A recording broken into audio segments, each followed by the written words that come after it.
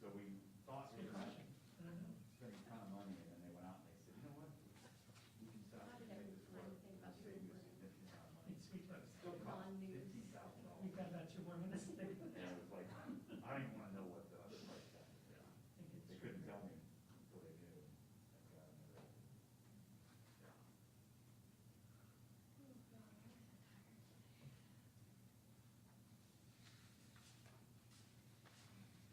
One person kind of doesn't love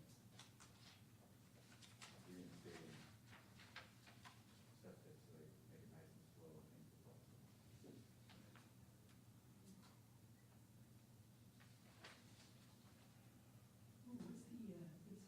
What's the gopher outside of town? Pocket gopher? There was a gopher? Yeah, you can't build on it anymore. Oh, yeah. I'll see the pocket gopher and stuff. In fact, it's funny. But again, That's the first episode right there. you can't cause them harm because this is a show where we are not causing This them. will be on YouTube, so. Well, now we have some- now we have some conflict in Yeah. No, you just think they're me. Yeah, it was the day, yeah. Take them into my refuge. Is this like your house? Is this gopher lady now? Yeah. The rats. She's in. That's true. All living. Mm-hmm. Run out of space for animals, then not just space for people. Ooh. Yeah, yeah. Noxious weeds. Getting this covered.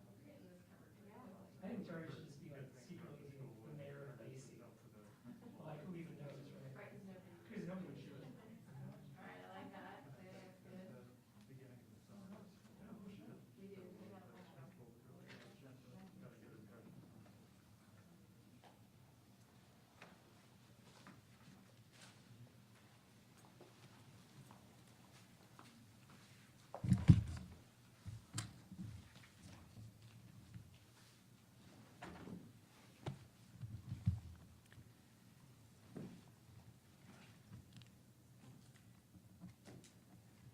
How are we doing? Are you ready? Good afternoon. It's a good afternoon. We got our kids back in school. We're very happy about this. We are most hopeful that if we continue our masking work, if we're careful, which our educators have been, if parents continue their desire to have their kids have a good education, and if more Washingtonians get the vaccine, our children should be able to remain in school. And that's something we should be very committed to and very happy about. But that is dependent on the ability of Washingtonians to pull on the rope more than we are right now to make sure our kids can stay in school. And that means using our masks and more people getting vaccines, a safe, effective, free vaccine. We know masking is one of the things we can do. It's very important to protect all of us, but particularly those who cannot protect themselves. Those are kids under the age of 12 who cannot get the vaccine. That includes people who are immunocompromised in some sense. A mask helps everyone, but when we wear it, it particularly helps those innocent children who cannot protect themselves with a vaccine under 12. It allows us, hopefully, to continue to allow them to be in school, and it protects our loved ones who can't take the vaccine because they're immunocompromised in some sense. Therefore, today I'm announcing that effective Monday, we will expand our current facial covering requirement to include large outdoor events of over 500 people. It's very similar to the measures recently adopted by King and Pierce County. Again, this is an expansion of our existing order for everyone age 5 and up to wear masks in all indoor public settings as well, regardless of vaccination status. So this adds to that essentially existing requirement. For anyone wondering why we're doing this, I guess it should be pretty obvious. It's because we're seeing evidence of transmission, unfortunately, in outdoor settings. At the Watershed Festival at the Gorge, led to more than 200 infections from that one event, and it was outdoors. The outdoors remain the safest place for people to be, we understand that. But when people are packed tightly together, we're getting transmission and ultimate hospitalizations and death. When you combine large crowds with the Delta variant, without any mitigation measures in place, we're going to keep seeing these super spreader events, even in outdoor environments. Science has proven that masks can reduce the risk of those transmissions. Now, today is a great day to be fully vaccinated against COVID-19. If you're unvaccinated, meaning in some counties you're 50 times more likely to be hospitalized from COVID. So I hope people make plans today. Good day to do it. If we can take a look at where we are in hospitalizations in the state. Unfortunately, is our graph up there, Josie? Yes, okay. So unfortunately, our hospitalization rates continue to climb. They are at the highest level ever during this pandemic. Now just pause for a second and think about what that means. When we started this pandemic, we were hoping, praying for a vaccine that could knock it down and keep it at bay. And yet, even though we have it, we still have hospitalizations going through the roof. And in most places in the state of Washington today, hospitals have already had to curtail some of their normal procedures because they're so jammed with COVID patients. This is not acceptable to us. We've got to take measures to not allow our hospitals to be overrun. Because our hospitals are increasingly overwhelmed with COVID patients, more than 90% of them are unvaccinated. In northern Idaho, hospitals are now rationing care under a crisis standard of care because they've been overwhelmed with COVID patients. We certainly need our friends in Idaho government to do more to preserve their citizens' health, because we know that their medical crisis is becoming our problem, as patients from Idaho would need to cross over to Eastern Washington hospitals. Those hospitals are already under great stress because of our own COVID patients. So I'm asking the people of Idaho to adopt some of the safety measures, like masking requirements that we have in Washington, so we can help both our states reduce this horrible pandemic. That and increased vaccinations will reduce the strain on our hospitals, because we are all in this together, and I hope people will think about it in these terms across the border. We know that our vaccination efforts are actions of compassion across borders. Now, unfortunately, we see COVID activity hitting us big time in Western Washington as well as Eastern Washington. The morgues and funeral homes in Cowlitz County are at capacity. They've had to get refrigerated trucks to hold the deceased so that they can be treated with dignity. And the other tragedy is we have local leaders sometimes who aren't looking for answers to this problem, but rather for excuses for inaction. That is a deadly situation. And unfortunately, we have a disparity in our vaccination rates in our counties. We're just taking a look at our graph to show our vaccination rates as percentage of populations of those over 12. We'll see the highest is 84% in San Juan, then King at 83. We go down to Ferry at 43, Soden 41, and Stevens at 35. This is just a recipe for disaster in these communities with these low vaccination rates. And that's why we're seeing the hospitals in Tri-Cities and other places that are being overwhelmed because of these low vaccination rates. And I hope that we can do better. Now, if I can, I'd like to talk about some of our vaccination requirements. And by the way, I'm pleased to see President Biden showing leadership today in this regard. He recognizes this as a national problem, and I'm glad he stepped up to the plate to help us across the United States. But look, I just want to address this issue of the decision to be non-vaccinated. And I've heard some people say that it's just sort of an individual decision. That is just so far from the truth.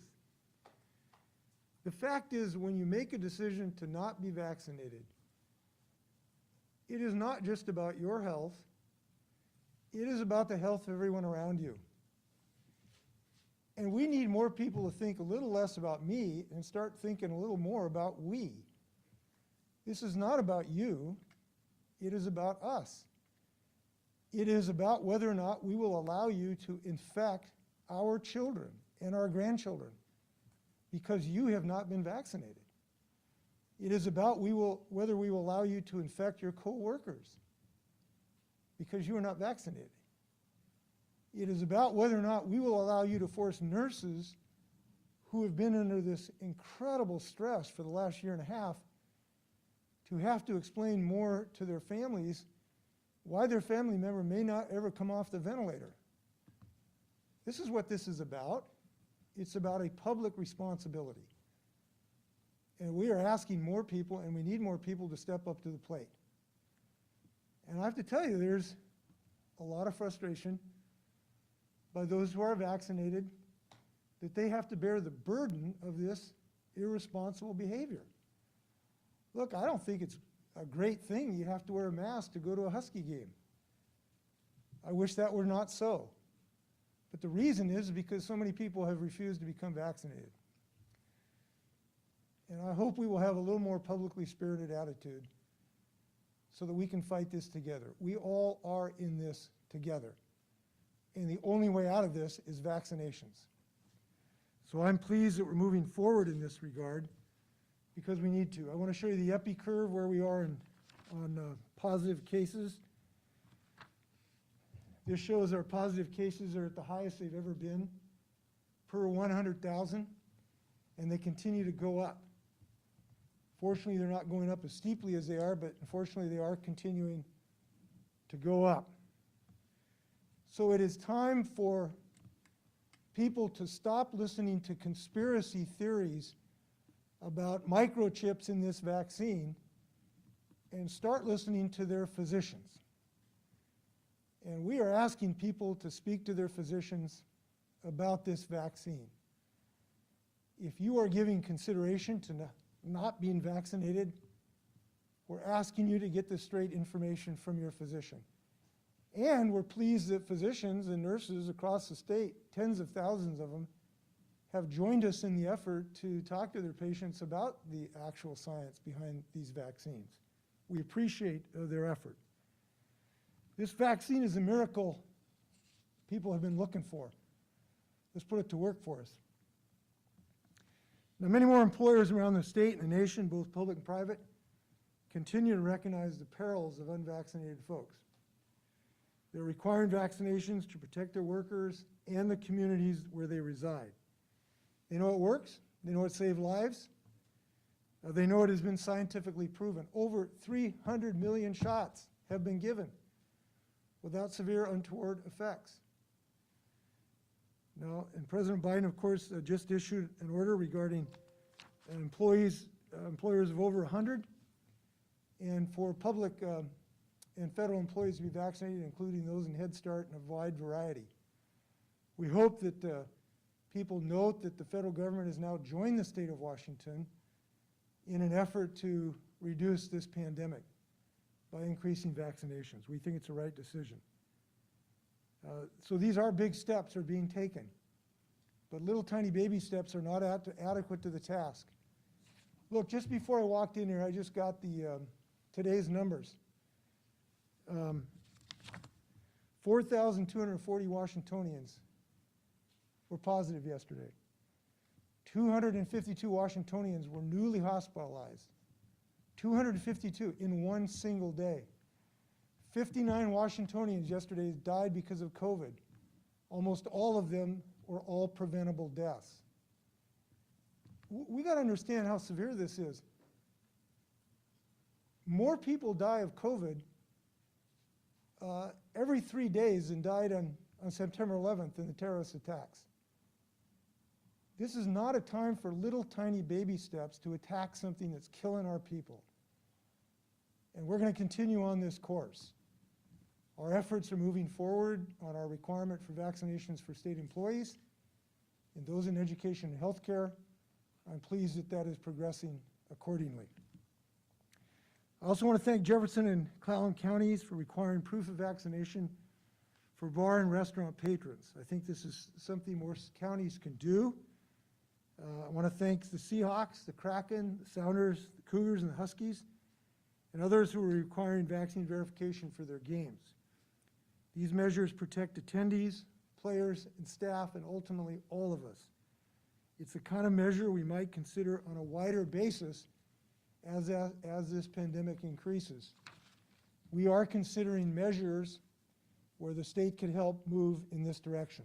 I have not made final decisions in this regard. But it is clear that we need to put pedal to the metal against this pandemic. With that, I'm joined with Dr. Shaw for comments. Dr. Shaw.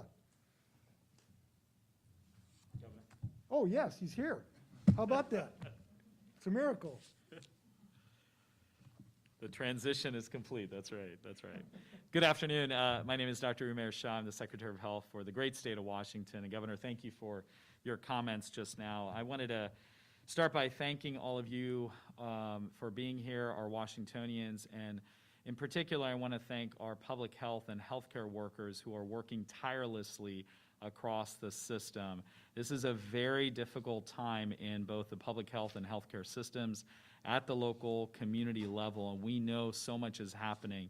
And today, the theme that the governor outlined is that we at the state are taking actions, and we're taking actions that we know are going to help, but we're also asking for the help of our community members. We are asking our community members to do the right thing by getting vaccinated, masking up, and certainly doing everything they can to champion the cause of fighting this pandemic. We are, as the governor said, in our fifth wave, and as you know, and as the governor highlighted, we're hoping that they are starting to slow the trajectory, but the trajectory still does not change the fact that we have extremely high number of cases every single day that are being confirmed. In addition to that, we are still seeing hospitalizations at an extremely high number. Not only is that from COVID-19, but it's from all the other reasons that people go to the healthcare system. We still want to make sure that it's clear to our community that the healthcare system is there to take care of their healthcare needs. However, we also need to get help from our community members to make sure that we support the healthcare workers. We can always thank our healthcare workers, and we've been doing that for 18 plus months, but ultimately this isn't just about thanking people, it's also about helping support the work that they are doing within the healthcare system. COVID-related hospital occupancy and ICU occupancy, as you've seen, is at a very high level, and we know that this is largely being driven by a number of factors. In addition to usual care being delivered, this continuing pandemic that rages on is because of two things: Delta variant and those who are unvaccinated. And we want to do everything we can to require where we can or encourage where we can to get people to understand that the Delta variant is here, as well that unvaccinated people, as the governor showed, are very much contributing to people that are in the hospital system. We're likely to see continued increases in hospital admissions in the coming week or weeks, and it's essential to continue to mask up and do everything we can, including getting vaccinated, to prevent transmission in the long term. The healthcare system, as I said a couple of weeks ago, is stressed, it's stretched, and certainly at the end of the day, it is very much strained by what they are seeing in the healthcare system, which includes staff shortages. And as the governor mentioned, the steps that we're taking that he announced for outdoor activities with masking requirements in those activities where you have more than 500 people, that goes into effect on Monday. He mentioned the festival. I'm also going to mention in the last 6 weeks, we've had 5 outdoor events that have became super spreader events in the state of Washington. More than 500 people were infected at these concerts, fairs, rodeos across Washington. As the governor said, we are needing to require in these large events people to wear face masks. Though not required, we strongly recommend that people wear masks anytime they're in a crowded setting, whether that's indoors or outdoors. If you're around somebody you don't know their vaccination status, or even if you know their vaccination status, but you are concerned about the fact that you are too close to them, we are going to say our recommendation is to wear a mask. Masking in public indoor settings is absolutely critical, we know that, but also masking in outdoor settings, especially around other people in crowded situations, just makes common sense because we know masks work. Let me talk for just a moment about the hospital capacity. Again, is currently such that we are doing very many things at the state of Washington, at the state level, to support our healthcare system. Department of Health has been working with the Healthcare Authority and other state agencies, and along with our healthcare partners, in monitoring the situation very carefully. We're continuing to be in touch with our hospitals and knowing what's happening in our hospital systems. Some of the actions that we've been taking is to work with our Washington Medical Coordination Center to handle transfer requests and certainly balance loading across the system, which also has been difficult because of the very challenge with staff shortages and also supporting the very staff members that are needed in order to be able to handle the load. We also continue to call on our hospital healthcare partners to do what they can to limit and curtail elective procedures and anything that's not necessary in the healthcare system so we can assure the balance load that is necessary. In addition, we're also working with our state and federal partners and local community partners on providing staff support, which includes hoping that we can continue to get the support and the help from our community members. Let me close by saying just one other thing, that I'm asking your help, our community, our Washingtonians. I'm asking your help because we can't do this alone. The governor mentioned this is not about the me, this is about the we.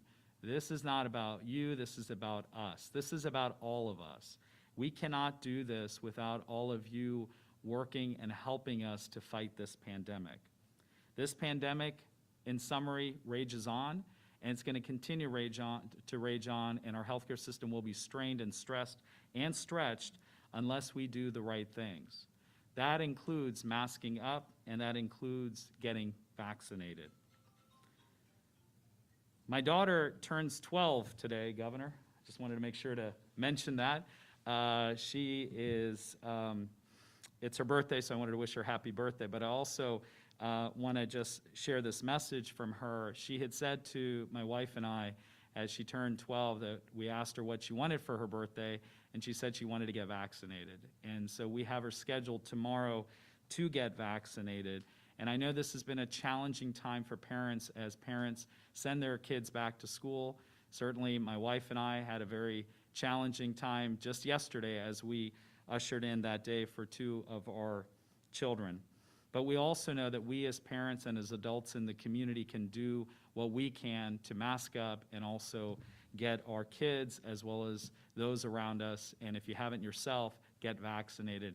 And that's the key message. And so I wanted to wish my daughter happy birthday, but also champion the fact that we need to certainly work towards getting vaccinations, especially for children that are eligible, but also for adults. All of us are in this together. Thank you, Governor.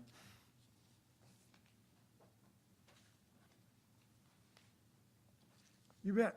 Questions? Governor, can you talk a bit about how the mask mandate will be enforced? Well, this is a requirement on entities that have these organizational pursuits. It can be enforced through the labor and industries, as we have in all of our other systems that have been considerable effective. I've been pleased by our compliance with our masking requirements and our capacity requirements in restaurants and the like. Where we've had a few outliers, there has been enforcement action where necessary. We start with voluntary compliance. That has been effective in most of the time. But if people are non-compliant, they face, sometimes hundreds of thousands of dollars of fines. And we don't want to have to go that route, but the state certainly will if required. And yesterday, Maryland's governor announced that his state was not going to wait on the federal government and that he was authorizing booster shots for those 65 and older who are in congregate care settings like nursing homes. Is there any sort of similar plan for that here? We have not made any decision like that. We're hopeful the federal government will move forward with as much alacrity as possible to make a decision on booster shots. They're working through that. I'm pleased by both, the attitude both to be careful and not skip steps, but also get this done with as much dispatch as possible. I think the administration will do both of those things as appropriate. I feel, I'm in this group. I'm one of the early groups because of my age. I'll just tell you, Trudy and I feel blessed. We think we have a lot of protection today, and certainly a lot more protection than the 95% of the people who are the victims of COVID today because they're not vaccinated. And I feel hundreds, if not thousands of times more protected today, even though I haven't had a booster yet, than the folks who are not vaccinated. And I'm concerned about them. And I'm concerned about their relatives to have to go to their memorial service. It is very, very painful. I went to a memorial service for a Department of Corrections officer in Hoquiam a few weeks ago. And I listened to his 9-year-old daughter give a eulogy, and it was very eloquent. And obviously, she loved this man who was in his early 40s. And I just thought, if we could have got him vaccinated a few months ago, she'd be hugging him instead of going to his memorial, and it was very, very painful. And it certainly, I think, justifies what we're doing to get more people vaccinated, certainly in state employment. And that's why we're moving in that direction. Health Secretary, 2 questions. Can you give us an update on vaccination efforts that are going in Washington right now? And do you have any sense of what the president's vaccine mandate will mean in terms of that progress in Washington State?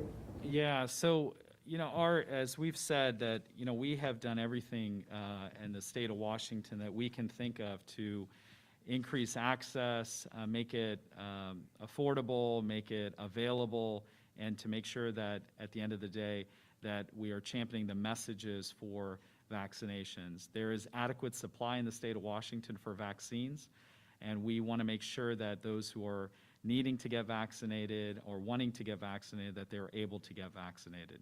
We have seen a softening of demand over the last several weeks to months, and what we have seen over the last few weeks, ever since the governor made the announcement, as well as the additional concerns around Delta strain, that we've started to see an increase in vaccination rates. The last numbers that I saw was over a 30% increase over 2 weeks of vaccines, but that still is not enough. As far as what the administration at the federal level has announced, I do think all of these efforts, as the governor mentioned, are critical to supporting the work that we're doing in the state of Washington. We're part of an ecosystem. That ecosystem is not just what's happening within the borders of Washington. It's in our region, but it's also across the country. So whatever the federal government can do to support, whatever we can do to be consistent with what's happening at the federal level from a vaccination standpoint will certainly help us. So we do believe that we've seen an increase. We do see that increase continuing. But again, we need to get those numbers far ahead in order to get to those who are unvaccinated still. And as the governor mentioned, we still have quite a few people that are in that category. Secretary, could I ask you a couple questions too about the status of the healthcare system and the strain?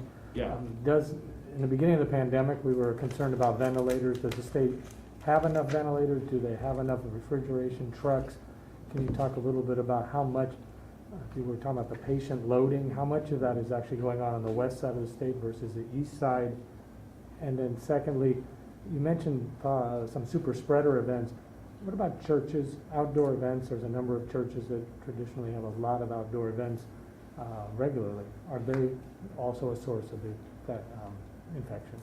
Yeah, at this time, we have the state resources to be able to handle what's happening within our healthcare system. But again, as I've said before, it's like a rubber band. If you stretch a rubber band, eventually the rubber band breaks. And we want to make sure we can continue to handle what's happening within the healthcare system. Healthcare system is incredibly resilient. It stretches quite a bit. It surges on Saturday nights that are busy in the emergency department or in the ICU or in the hospital system, but you cannot sustain that over time. that is also at a time when staff shortages have certainly been a challenge throughout the country. And so this is something that we have to remind Washingtonians that we're not just competing with what's happening for resources in the state of Washington. Those same resources are taxed throughout the country, and certainly with Hurricane Ida, that's also made it very challenging because there have been federal deployments that have occurred not just in the Gulf Coast but in the northeast part of the U.S. that have also taxed what resources are available from the federal government. So overall, yes, we have those resources that are necessary today, but that does not mean that we can continue to stretch our system, because at some point it could break, and that's why we want to do everything we can to prevent it. The second question that you had was about the balance load, patient load across the system. And I will say that the Washington Medical Coordination Center, we're getting briefings from them on our team on a daily basis, and we're having conversations and dialogue with them throughout. They're actually doing an incredible job to move patients across systems. And I wouldn't say it's an east-west or west-east, north-south issue. It's really a bed availability issue. It's where you have available beds, and we're having those patients being moved over into those hospitals or healthcare systems that can handle the load. At the same time, we're also working on things like complicated discharge or patients who are difficult to get out of the healthcare system. We're working to transfer them into other settings, which will make it easier for those hospitals to decompress. Just to follow up real quick on this resource question, earlier the governor said, and you said as well, we're accepting patients from Idaho into eastern Washington. Is there a point where we have to tell Idaho that no, we can no longer accept your patients because of the concerns about capacity for people in Washington state? I think the thing we have to remember is that, for example, Spokane Regional, it's a regional center for not just what's happening in Washington, but also in other parts of this region. We're proud of what our hospital healthcare system have done from a regional standpoint of supporting other states. Absolutely, that's a critical need that we've had throughout this pandemic and well beyond, in other kinds of events like wildfires and other activities that happen in the state of Washington or in other states that are neighboring. But at some point, we are going to need to continue to look at that, the number of patients that are coming into our system, and if we feel that is impacting significantly what's occurring in our system. So let me be clear. Right now, I can't say it's significantly impacting our system. So when we believe that it's significantly impacting our system, we may need to take additional steps. Governor, I don't know if you wanted to add anything on that one. No, just one thing I'd like to add, as far as vaccines, in order to comply with the state requirement for vaccination and state employment, if people want to use the Pfizer vaccine as their avenue, they'll need to start their first vaccination by midnight this Sunday in order to comply to meet the October 18th full vaccination deadline. People need to think about that. This is not a time to wait. It's a time to vaccinate. We hope that that'll happen. Fairs and other large outdoor events happening. Given what we're seeing in hospitals, do you think that these should be continuing to go on, or are these mask mandates and other things enough to kind of prevent super spreader events? Well, at the moment, we think the mask is the right thing to do, and that's why we're making this decision today. We can't guarantee we won't make some other decision in the future. But what we have tried to do is avoid shutting down our economy and our lives, which we had to do when we started this when we didn't have a vaccine. We shut down our economy. Restaurants weren't open. Businesses were not open. Fairs were not open. Games were not open. That's the thing we had to do to save ourselves from this rampaging pandemic. But now we've got a vaccine and masks, and we need to use both of those to avoid shutting down our whole economy. And frankly, sometimes it can be a little frustrating that the people who whined about the decisions we made early that saved ourselves from this pandemic now turn around and don't want to get vaccinated and are allowing this thing to continue to rampage. We're taking a measure which will try to save businesses and save the ability of people to go to restaurants and the like. That's the measure and the strategy that we are adopting. We hope they will be successful. There's every reason to believe they will if people will start getting vaccinated. But they need to, and we need to hurry up about that business. There's no time for excuses anymore. The time for excuses is long past.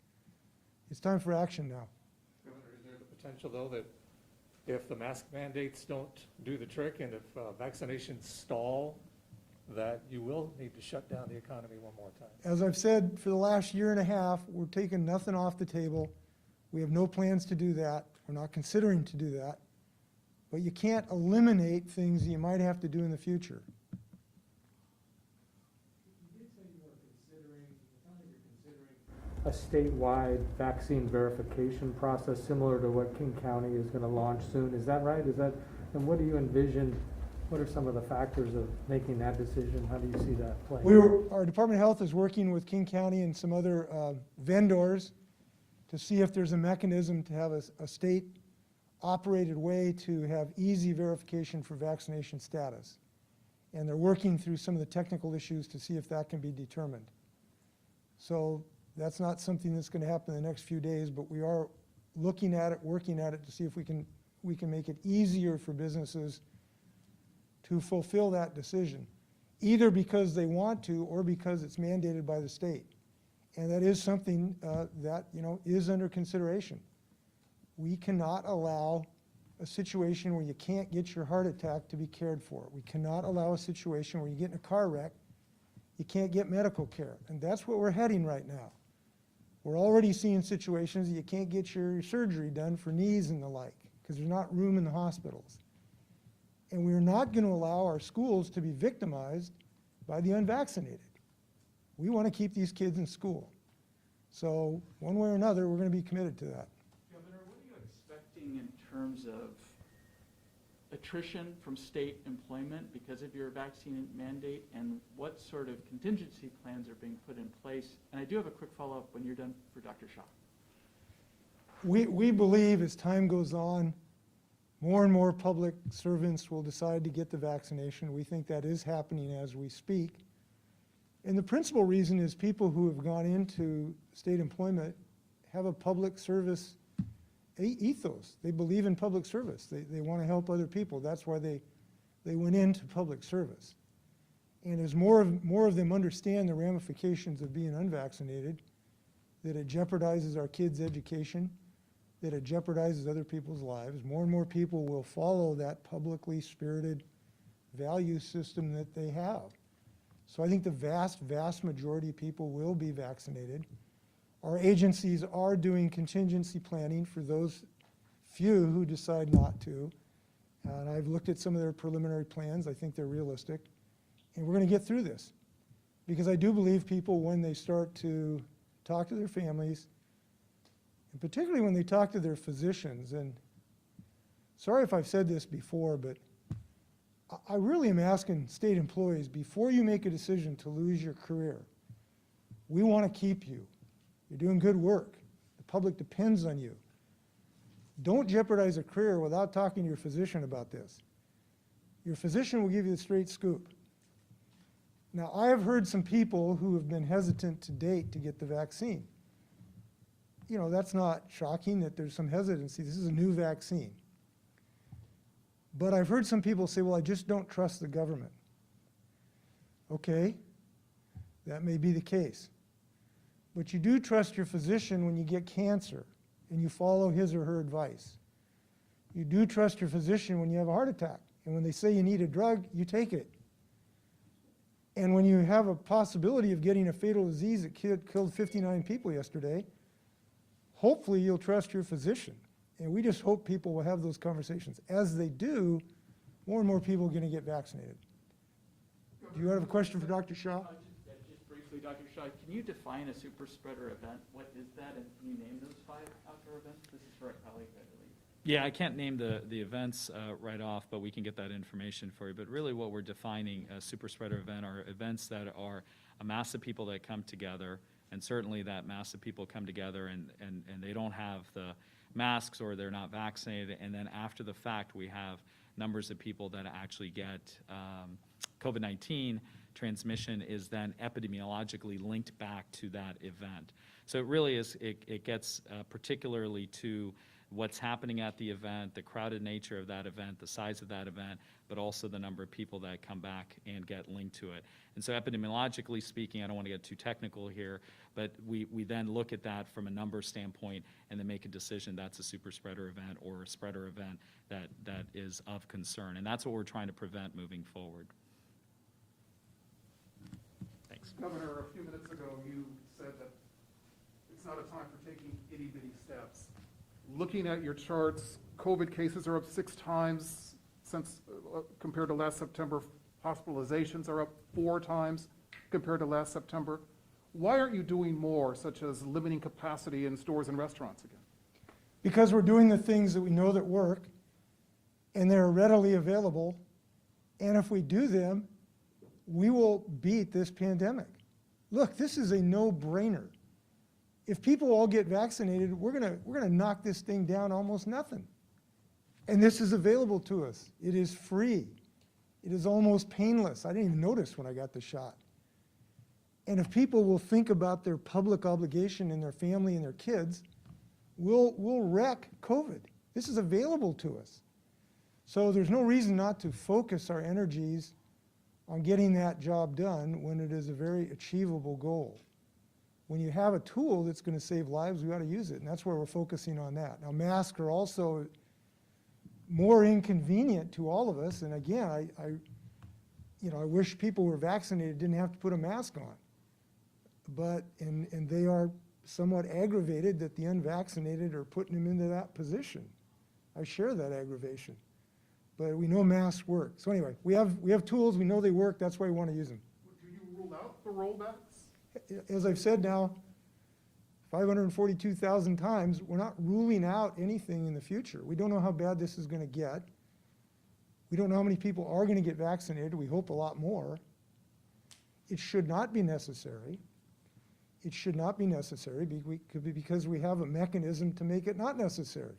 That's to get a vaccine. So if we'll just do simple, safe, effective things, we'll be out of the woods. Oh, I'm sorry. Nick. Oh, Nick, yeah. The governor's remarks and refer to an answer he gave earlier related to a similar question, where when we implemented those measures and restrictions on the economy, we didn't have the tool of vaccines. We have that tool today, and that's the tool that we're focused on using in order to curb the pandemic. Thank you, Nick. Yes, Governor, a question about the eviction moratorium. There's some housing organizations in King County who are asking for an extension perhaps to the end of the year for your bridge because King County has been slow, they say, to get some of the funds out to folks who need it. Any chance that that bridge could be extended months into the future? We're not seriously considering that right now, but we are talking to King County to see how they can put pedal to the metal to really get those dollars out. And those will be discussions we're having them in the next few days. So we hope that there can be substantial progress on that and that would not be necessary. Any idea why this is taking so long to get the funds out? I actually don't know, and I'm going to get briefed on that in the next few days to find out. But there ought to be a solution to this problem that is at hand. Regarding those employees who are under the vaccine mandate who might ultimately get a medical or religious exemption, are there plans to regularly test them since they will continue working but will not be vaccinated? Well, not right now, and not all of them will be continuing to work because there is an accommodation process to determine whether their needs can be accommodated. Some of them will, but some of them will not. So even though a person qualifies for an exemption, it doesn't mean they qualify for an accommodation if it cannot be made. So it'll be on an individualized basis. There's no blanket statement I can make about that because decisions will be made as to the particular circumstances of the employee and their employment environment. We're going to go to some virtual questions now. First comes from Caitlin with KSLY.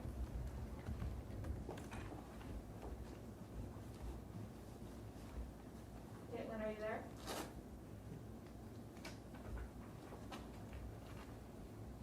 Okay, we will come back to Caitlin. Next, we'll go to Colette with KHQ. Hi, this is Colette. My question is for Secretary Shaw. I just wanted to know, across the state, are there any hospitals that are nearing the crisis standard of care threshold? And if so, what would those crisis standards of care look like when they're executed? Well, thanks for that question. And as you know, Department of Health released a statement yesterday about crisis standards of care. I think it's important to remember that there are healthcare entities, hospitals that are at times using the terms crisis standards of care when what they're really referring to is care that's being delivered in the midst of a crisis. And I don't want to get too technical into this because it's obviously going to be beyond this dialogue here. But I think the key message is that there are certain hospitals that are stating that they are very stretched, and they're not just stretched, but they're extremely stretched. And because of that, they're having some changes to, which by the way is allowed with our emergency proclamations for changing of staffing ratios and how some of that care is being delivered in the four walls of that hospital. But we are not, when you look at the true definition of crisis standards of care, we're not at that point, and certainly we want to do everything we can as a system to prevent it, and also obviously have to rely on our community members. So I don't want to get too technical, but that is the truth of it, is that we are really very careful on the use of that word, that set of words, because that nomenclature is really important, and we're not there yet, and we certainly don't want to ever get there. Governor, did you want to?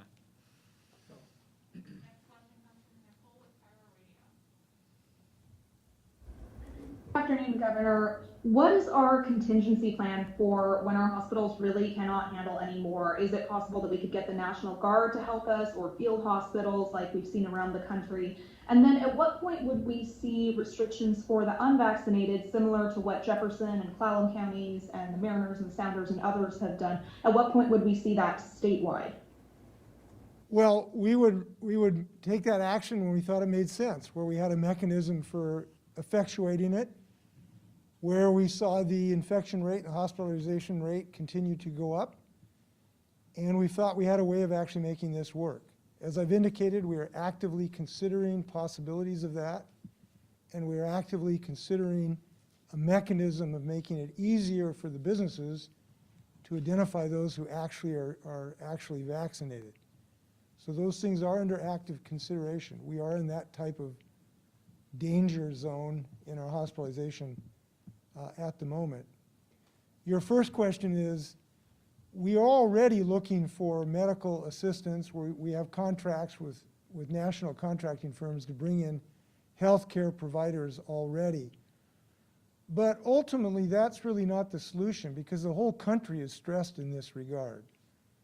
And yes, we might have some National Guard to come and help, but every state has, in some degree, a demand in this regard. So we can't count on that for our ultimate salvation.